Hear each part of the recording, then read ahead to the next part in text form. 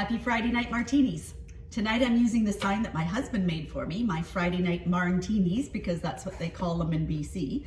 I'll use this one in Winnipeg, and I'll use the one my daughters had made for me in BC. In any case, I'll just move this out of the way. We just came back to Winnipeg. We just got back this afternoon, and we were in Mexico for a while, so they told me that I should wear white when you have a tan, so that's why I'm wearing white. Anyway, tonight, in honor of Robbie Burns Day, which was this week, my dad phoned me up to wish me happy Robbie Burns Day. I thought that was really awesome.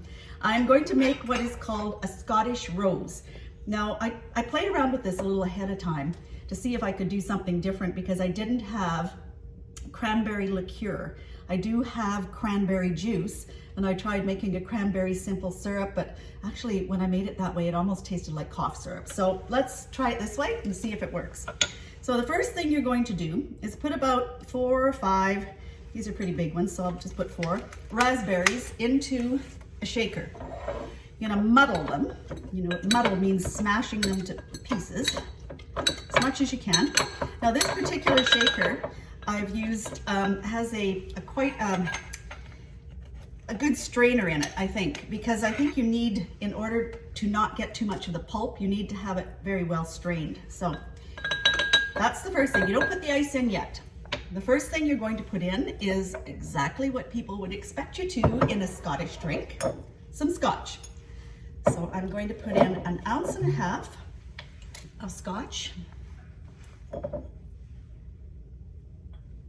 gonna almost pretty well finish this bottle off. Not quite, just about. 1.5 ounces of scotch. Now the rest are all the ingredients that you would the rest of the ingredients are only 1/2 ounce each. So the first one is chambord, which is a raspberry liqueur. So it goes with the raspberries that I've muddled. 1/2 ounce of that. I can sure smell the raspberries there. Now this is where you're supposed to use the cranberry liqueur, but since I don't have any, I'm going to use cranberry juice. And actually I think it might be better because I think with the liqueur and with all the sweetness that's in it, it might need something to take the sweetness out. So 1/2 ounce of cranberry juice.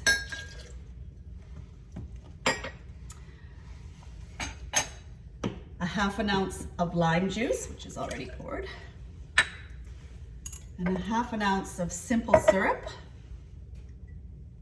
I made some more. I'm almost finished my simple syrup. I use that quite a bit. Simple syrup. And those are all of your ingredients. Now all you need to do is add the ice. Let spots to make it nice and chilly. Put the lid on. I'll be right back. I'm getting my glass.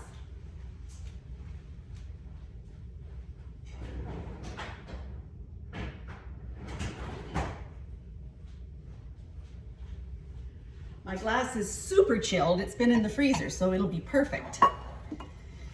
So I've got one of my favorite shakers this time. It's an antique one, glass with a whole bunch of different martini recipes on it.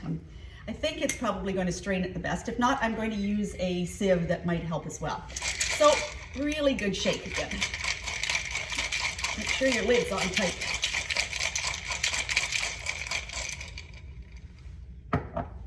A little different than shaking a cocktail in Mexico, that's for sure. Okay. Strain it into your glass.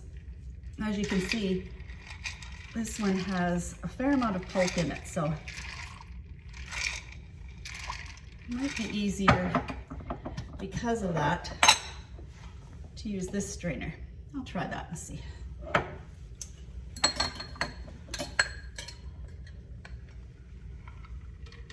That's better. It looks pretty, very colorful anyway. Yes, that did keep a lot of the pulp in it.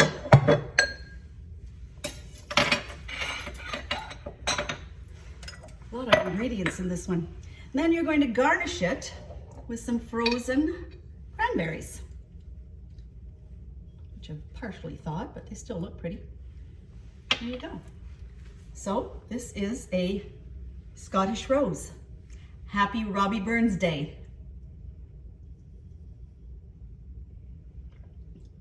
Oh, very tasty. Enjoy. See you next Friday.